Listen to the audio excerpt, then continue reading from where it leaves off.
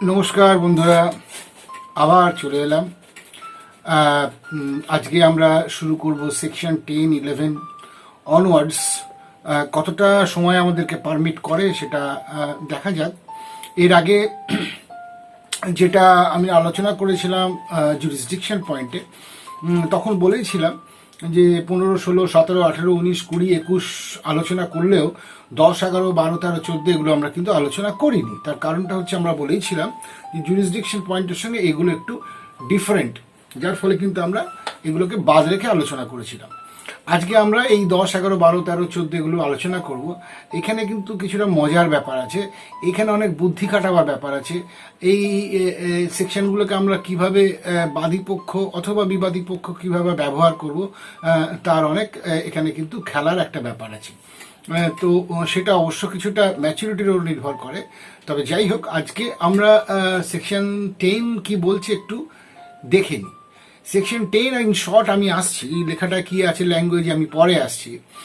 Section 10 যেটা বলছে in short, যে সেটা হচ্ছে ধরুন দুপক্ষের মধ্যে যখন মামলা হচ্ছে, তখন এক পক্ষ যখন আরেক পক্ষের বিরুদ্ধে কোনো বিশেষ প্রপার্টি নিয়ে, কোনো টাইটেল নিয়ে কোনো হয়তো তিনি একটা মামলা করে ফেলেছেন এবং সেটা একটা কোনো কোর্টে পেন্ডিং আছে, সে মতো অবস্থায় দ্বিতীয় পক্ষ যদি এবার প্রথম পক্ষের বিরুদ্ধে ওই প্রপার্টি সংক্রান্ত ওই ইস্যুস, মানে ওই সমস্ত ঘটনাগুলোকে কমন ফ্যাক্টর, ওগুলোকে নিয়ে তিনি এবার বিবাদী পক্ষে এবার বাদী পক্ষের বিরুদ্ধে একটি মামলা করে থাকেন, তাহলে কিন্তু সেকশন 10 অনুযায়ী কিন্তু ওই পরবর্তী সেকেন্ড যে মামলাটা হয়েছে, অর্থাৎ প্রথম পক্ষের বিবাদী পক্ষ প্রথম পক্ষের বাদী পক্ষের বিরুদ্ধে যে মামলাটা করেছেন, সেই দ্বিতীয় মামলাটা কিন্তু স্টে হয়ে যাবে বা স্থগিতাদেশ স্থগিত হয়ে যাবে যতক্ষণ না প্রথম পক্ষের প্রথম মামলাটা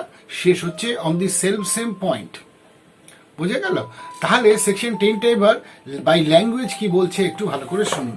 it's a very very significant, very very important একটা সেকশন। সেকশন 10 বলছে stay of suit.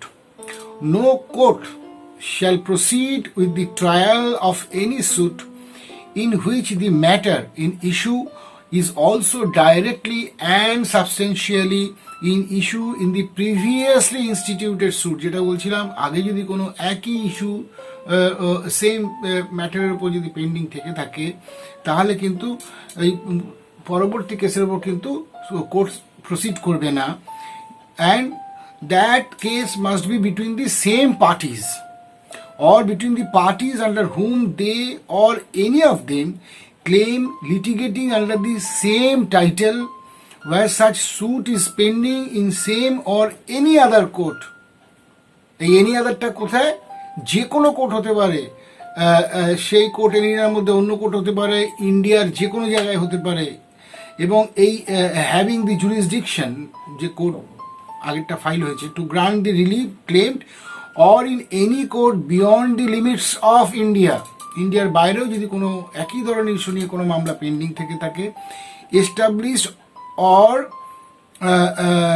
Continued by the central government and having like jurisdiction or before the supreme court.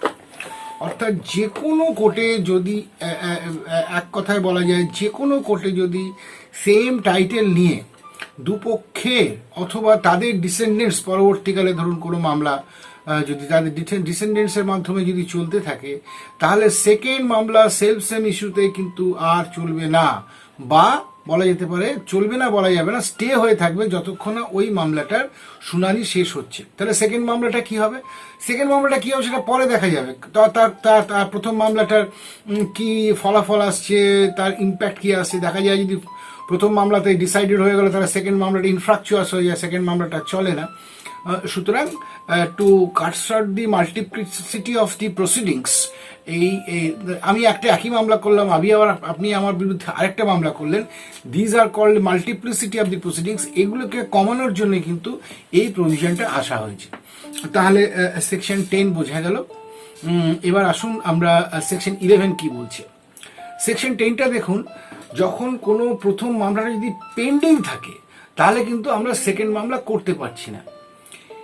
Section 11 কিন্তু বলে দিচ্ছে যদি কোনো মামলা শেষ হয়ে গিয়ে যায়, জাজমেন্ট পাস হয়ে গিয়ে যায়, কোনো বিশেষ ইস্যুস ওপর, কোনো বিশেষ ম্যাটারের ওপর, কোনো বিশেষ প্রপার্টির ওপর, পার্টিকুলার মেরিটের অবধি কোনো মামলা বিটুইন দি সেম পার্টি, যদি সেটা কোনো বিশেষ কোর্টে ডিসপোজ অফ হয়ে গিয়ে থাকে, ডিসাইডেড হয়ে গিয়ে থাকে, কোন পক্ষ হারলো কোন পক্ষ জিতবে তো বটেই, কিন্তু যদি ডিসাইডেড হয়ে গিয়ে থাকে, তাহলে কিন্তু ওই সেম পয়েন্টের ওপর যেটা ডিসাইড হয়ে গেছে by any court, that point cannot be reopened by filing another suit in any other court. যে মামলাটা ডিসাইড হয়েছে সেখানে যারা হারলেন তিনি অ্যাপিল করতে পারেন অ্যাপিলেট অথরিটির কাছে, that is separate issue, but the having the same jurisdiction. ধরুন আমি এখানে একটা মামলা করলাম, লোয়েস্ট ডিগ্রি অফ দি কোর্টে একটা এখানে মামলা করলাম, ধরে নিন আমি একটা regarding the title of the property, হ্যাঁ, যে এখানে একটা বাড়ি আছে সে তার মালিক কে হবে, একটা মামলা করলাম, কার বিরুদ্ধে করলাম, যে ভদ্রলোক তামিলনাড়ুতে থাকেন ধরে নিন। এইবার সেই ভদ্রলোক তো কলকাতায় এলেন, আমার সঙ্গে মামলায় কন্টেস্ট করলেন, দেখা গেল সেই মামলাটা আমি জিতে গেলাম, যে ওই বাড়িটার মালিক হয়তো আমি হলাম অথবা তিনি হলেন, যিনি হোক না কেন। আচ্ছা, যদি আমি হয়ে গিয়ে থাকি, সেই ভদ্রলোক যিনি তামিলনাড়ু থেকে এসছেন তিনি কি করলেন, ওই তামিলনাড়ুতে গিয়ে ওখানকার লোয়েস্ট ডিগ্রি যে কোর্ট আছে সেখানে গিয়ে উনি এই প্রপার্টির উপর মামলা করে বললেন এই বাড়িটার মালিক উনি। এই ক্ষেত্রে আমি বলছি যে হ্যাভিং দি সেম জুরিসডিকশন, যদি কোনো বিশেষ পয়েন্টে কোনো মামলা শেষ হয়ে গিয়ে থাকে, ডিসপোজ অফ হয়ে গিয়ে থাকে, তাহলে কিন্তু সেই মামলা আমি সেম ইয়েটা কিন্তু আর এই মামলা আর করতে পারবো না। তাকে কি বলে, তাকে বলে রেস জুডিকেটা। রেস জুডিকেটা মানে হচ্ছে যে সেম পয়েন্টে মামলা কিন্তু আমি নতুন করে সেম ইয়েতে জুরিসডিকশনে মামলা করতে পারবো না।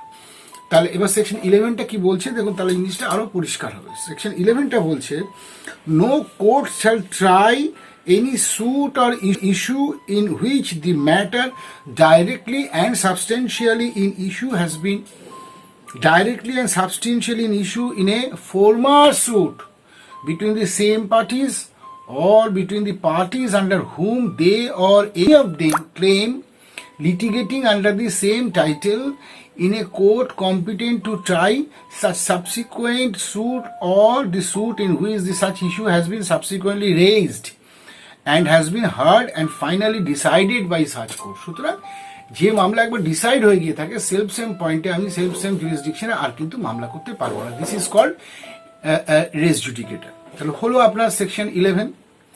এবার বলছে দেখুন সেকশন 12।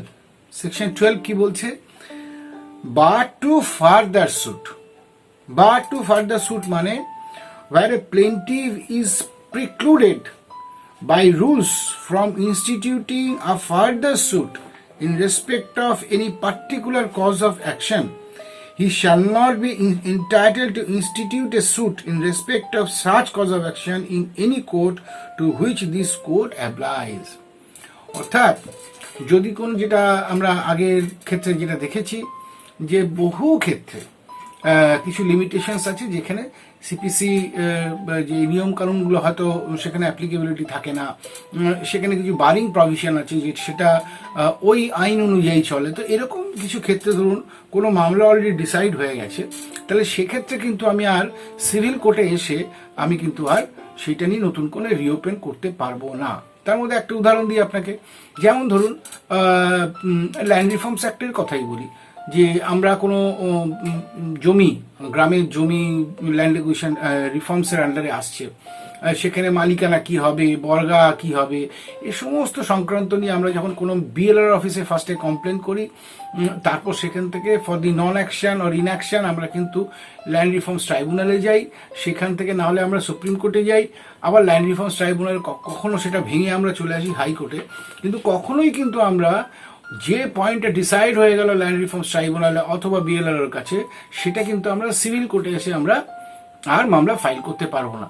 সেটা বলছে সেকশন 12। কি বলছে দেখুন, প্লেন্টিফ ইজ প্রিক্লুডেড, অর্থাৎ একটা বিশেষ আইনের দ্বারা উনি সিভিল কোর্টে আসে তিনি প্রিক্লুড করছেন, বাদ হয়ে গেছেন, rules from institute further suit in respect of any particular cause of action. Cause of action বলেছিলাম আপনাদের যে বান্ডেল অফ ফ্যাক্টস, একটা ঘটনাকে সামনে রেখে, he shall not be entitled to institute a suit in respect of such cause of action in any court to which this code applies. অর্থাৎ উনি civil কোর্টে আর আসতে পারছেন না। তাহলে হলো আপনার 12। তো খুব ছোট ছোট সেকশন, কিন্তু এগুলো যদি আপনারা মনে রাখেন তাহলে মামলা করার সময় কিন্তু এই পয়েন্টের উপরেই কিন্তু আপনি বিরোধিতা করতে পারবেন, আপনি অপোজ করতে পারবেন, এবং এই কারণেও কিন্তু আপনার মামলা ডিসমিস ইভিন আপনি করে দিতে পারবেন। অর্থাৎ আপনি যদি বিবাদী পক্ষের লয়ার হন, এবং যারা বাদী পক্ষের লয়ার হবে তিনি যদি এগুলো ঠিকঠাক মাথায় রাখেন তাহলে কিন্তু তিনি অনেক ক্ষেত্রে আর এই ভুল অ্যাডভাইসও দেবেন না, আর ভুল মামলাও ফাইল করবেন না। এবার দেখুন সেকশন 13 কি বলছে। সেকশন 13 বলছে when foreign judgment not conclusive। এখানে দেখুন এবার ফরেন জাজমেন্টের কনসেপ্ট আসছে। বিয়ন্ড ইন্ডিয়া, ধর বাইরে ফরেনে কোনো দুই ইন্ডিয়ানের মধ্যে কোনো রকম হতো কোনো লিটিগেশন, তারা ফরেনার্স এনআরআই তাদের মধ্যে কোনো লিটিগেশন হয়েছে ফরেন কোর্টে।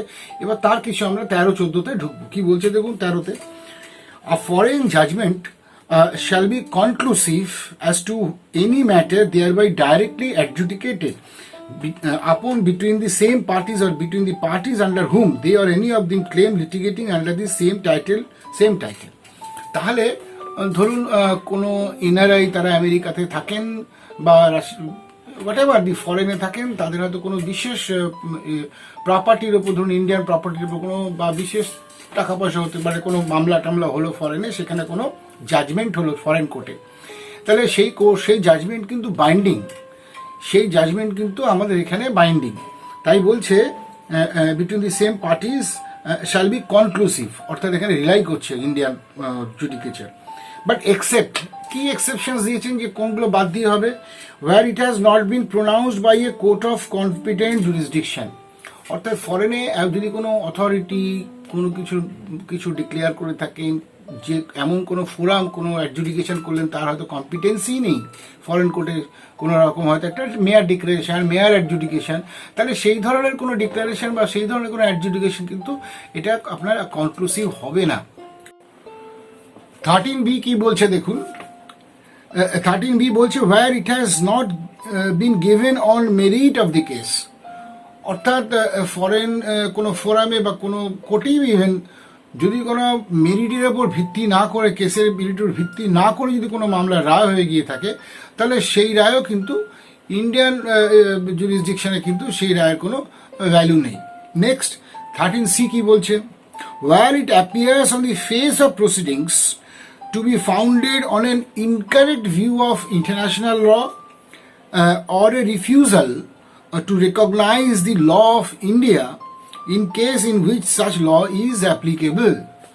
এখন যেহেতু বিদেশে হচ্ছে, সেই ক্ষেত্রে যদি ইন্টারন্যাশনাল লয়ের কোনো অ্যাপ্লিকেবিলিটি থেকে থাকে, সেটাকে যদি কোনো রকম ইগনোর করা হয়ে থাকে বা মিস ইন্টারপ্রিট করা হয়ে থাকে, এবং or refusal to recognise of the law of India, সেখানে যদি কোনো ইন্ডিয়ান লয়ের যে অ্যাপ্লিকেবিলিটি আছে সেটাকে যদি ইগনোর করা হয়ে থাকে বা ডিনাই করা হয়ে থাকে, তাহলে সেই ধরনের ওপর সেইখানে যে জাজমেন্টটা আসবে সেই জাজমেন্টটাও কিন্তু নট কনক্লুসিভ, বা তার রিলায়েন্স কিন্তু ইন্ডিয়ান কোনো কোর্ট কিন্তু তার রিলায়েন্স দেবে না। এবার আসছি দেখুন সাবক্লজ ডি, 13 সাবক্লজ ডি কি বলছে, where the proceedings in which the judgment was obtained are opposed to natural justice। যে কোনো মামলার ক্ষেত্রে জানবেন কোর্টের কিন্তু একটা নিজস্ব একটা পাওয়ার থেকে থাকে, সেই এক্সট্রাঅর্ডিনারি যে পাওয়ার, সেটা হচ্ছে সেই ক্ষেত্রে কিন্তু জজের অ্যাভাবল একটা স্ট্যাটিউট বলুন, আইনের এক্সিস্টেন্স থাকার পরেও কোর্টের যে পাওয়ার হচ্ছে ন্যাচারাল জাস্টিস ডিসচার্জ করা, যে এটা ঠিক এটা ভুল, এই যে ব্যাপারটা লজিকটা, এই যে ন্যাচারাল জাস্টিস যেটা, সেটা কিন্তু সমস্ত কোর্ট কিন্তু সেটাকেও কনসিডার করে। তো এরকম ঘটনা যদি কোথাও দেখা যায় যে জাজমেন্টের মধ্যে কোথাও natural justice in favour of the petitioner বা হোয়াট এভার দি ডিফেন্ডেন্ট, তাদের কারোর ক্ষেত্রে এটাকে ঠিকমতো কোর্ট ডিসচার্জ করেনি, তাহলে সেই ক্ষেত্রে ওই জাজমেন্ট কিন্তু ইন্ডিয়ান এরিনাতে কিন্তু সেটা কাজে আসবে না। কি বলছে দেখুন, where it has been obtained by fraud। এটা তো খুব সহজ ব্যাপার, যে কোনো কিছু যদি ভুল বুঝিয়ে মিসলিড করে, যদি কোর্টকে মিসলিড করে, ফরেনের কোনো কোর্ট বা কোনো ফোরামকে যদি, ফোরাম বলবো না, কোর্টকে যদি মিসলিড করে কোনো জাজমেন্ট বার করা হয়, এসে যদি পরবর্তীকালে প্রমাণ হয় যে এটা ফ্রডলেন্ট একটা করে এটা বার করা হয়েছে, তাহলে অবশ্যই সেই জাজমেন্টও এখানে টিকবে না।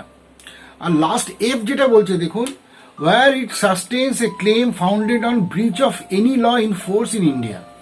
আমাদের ইন্ডিয়াতে আন্ডার দি কনস্টিটিউশন অফ ইন্ডিয়াতে যে সমস্ত লগুলো আছে, যদি দেখা যায় সেই ল ভায়োলেট করে ফরেনে কোনো রকম জাজমেন্ট বেরিয়েছে, ফলে সেই ধরনের কোনো জাজমেন্ট কিন্তু আপনার ইন্ডিয়ান জুডিকেচারে কিন্তু সেটা তাহলে অ্যাপ্লিকেবিলিটি হবে না। তাহলে বোঝা গেল যে নর্মালি জাজমেন্ট, ফরেন জাজমেন্ট আমাদের এখানে অ্যাপ্লিকেবিলিটি আছে, সেভেন এক্সেপ্ট যদি এই যে যে যে যে কন্ডিশনসগুলো দেওয়া হলো, যে সেই কন্ডিশনসগুলো যদি তার মান্যতা থেকে থাকে, অর্থাৎ ফ্রড করা যাবে না, ইন্ডিয়ান যে অ্যাপ্লিকেবিলিটি ল সেটার মান্যতা দিয়ে, ইন্টারন্যাশনাল যদি ইনভলভমেন্ট থাকে তার মান্যতা দিয়ে, কোনো ফোরামের কাছে কোনো জাজমেন্ট হবে না, প্রপার কোর্টের কাছে জাজমেন্ট পাস হতে হবে, এই ইন্ডিয়ান যে সিস্টেম তার সেটাকে মান্যতা দিয়ে, তাহলে সেই ধরনের জাজমেন্ট যদি কোনো ফরেন কোর্ট দিয়ে থাকে তাহলে সেটার কিন্তু মান্যতা আছে। তাহলে সেকশন 14 কি বলছে দেখুন। সেকশন 14 বলছে that is regarding the presumption as to foreign judgments. Foreign জাজমেন্টকে আমরা কখন রিলাই করতে পারবো? The court shall presume upon the production of any document purporting to be a certified copy of a foreign judgment, presume করতে পারবে না, ঠিক আছে, that judgment was pronounced by a court of competent jurisdiction. Court এটা ধরে নিতে পারেন যে কম্পিটেন্ট জুরিসডিকশন দিয়ে এটা জাজমেন্টটা ঠিকঠাক পাস হয়েছে, unless the contrary appears on record. রেকর্ডে যদি দেখা যায় যে অন্যরকম কিছু তথ্য উঠে আসছে, তাহলে সেই জাজমেন্ট এখানকার ইন্ডিয়ান কোর্ট মানতে বাধ্য নয়। But such presumption may be displaced by proving want of jurisdiction. এবং যে প্রিজাম্পশনটা কোর্ট করবেন যে হ্যাঁ ঠিক আছে বলে, সেটাও নালিফাই হতে পারে যদি দেখা যায় যে সেই অর্ডারটা বা সেই জাজমেন্ট ফরেন কোর্ট যেটা দিয়েছে সেটা দেবার তার কোনো জুরিসডিকশনগত দিক থেকে তার কোনো রাইট ছিল না। তাহলে মোটামুটি আজকে আমরা 10, 11, 12, 13, 14 কমপ্লিট করলাম। আগের দিন বলেছিলাম যেটা আগের এপিসোডে, যে জুরিসডিকশন যেটা আছে 6, 9, 14, 15, 16, 17, 18, 19, 20, 21 আর 21 তার সঙ্গে 10, 11, 12 কেন সম্পর্ক নেই, আশা করি এটা আপনারা আজকে বুঝতে পেরেছেন। ফলে আজকে আমি এখানেই শেষ করছি। তো শেষ করার আগে সেই আপনাদের কাছে আবার যেটা আমার রিকোয়েস্ট, যে অবশ্যই এটাকে সাবস্ক্রাইব করুন, কেননা এই যে আমার বেরোতেই থাকবে। এবার আমি আরও নানা রকম স্ট্যাটিউটের ওপর, নানা রকম আইনের ওপর আমি আরও ইন্টারপ্রিটেশনে যাব, আরও আলোচনা করতে থাকবো, এবং হতে পারে সেগুলো হয়তো আপনারা মিস করে গেলেন, যখন আপনার প্রয়োজন সেটা হয়তো আপনি হাতের কাছে পেলেন না। ফলে অবশ্যই পাশের যে বেলটা আছে বাজাবেন for getting the further notification, likes দেবেন, আর কেমন ভালো লাগলো, খারাপ লাগলো, suggestion, whatever it is, আপনার যেটা মনে হবে আপনি কমেন্ট বক্সে লিখুন, তাতে আমার পক্ষেও ব্যাপারটা বুঝতে সুবিধা হবে যে আমার এই এপিসোডটা আপনাদের কাছে কিভাবে পৌঁছচ্ছে। আর সাবস্ক্রাইব করবেন, শেয়ার করবেন অবশ্যই, কারণ আপনার আশেপাশে যারা আছে তাদেরকে জানান যে দেখুন, মার্কেটে প্রচুর আপনি হয়তো খুঁজলে পাবেন লয়ের ওপর ইউটিউব চ্যানেল, কিন্তু আমি ব্যক্তিগতভাবে বলছি কোনো ইউটিউব চ্যানেলই কিন্তু আমার পছন্দ মনে হয়নি। সমস্ত ইউটিউব চ্যানেল কিন্তু খালি বইয়ের মতো পড়িয়ে গেছে আর বলে গেছে, কোনো ইন্টারপ্রিটেশন নেই, কোনো আপনার প্র্যাকটিক্যাল অ্যাপ্লিকেবিলিটি নেই, স্টুডেন্টদের জন্য তো এটা কোনো কাজে আসারই কথা নয়।